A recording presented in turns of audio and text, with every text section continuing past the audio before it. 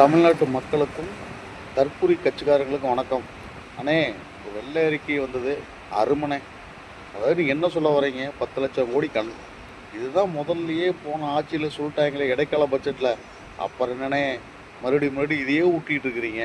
சரி, இது வெள்ளை அறிக்கை மாதிரி தெரியல, மஞ்சள் நோட்டீஸ் மாதிரி தெரியுது. அதாவது டோட்டல் லாஸ்ன்னு சொல்லி போகிறீங்க, அவ்வளோதானே? என்ன, இப்போ 10 லட்சம் கோடி கடன், வரி ஏற்ற போகிறோம், மின்சாரத்துறையில் கடன், கரண்ட் பில்லை ஏற்ற போகிறோம். அப்புறம் என்ன, போக்குவரத்து துறையில் ஏகப்பட்ட நஷ்டமாக போயிட்டுருக்கு.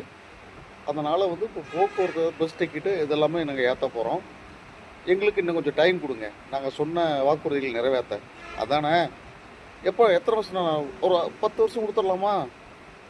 கொடுத்தா நிறைவேற்றுவீங்களா? எதுக்கு நான் பொய் சொல்லி ஆட்சிக்கு வரீங்க? இந்த பேரை சொன்னால், பேத்தி சொன்னால், பொண்ணு சொன்னால், தயவுசெய்து மக்களே நல்லா கேட்டுங்க. இந்த பேரை, பேத்தி, பொண்ணுங்க, இந்த 5 வயசு 3 வயசு இருக்கிற குழந்தைங்களாம் தயவுசெய்து ரோட்டுக்கு முட்டாய் வாங்க அனுப்பாதீங்க.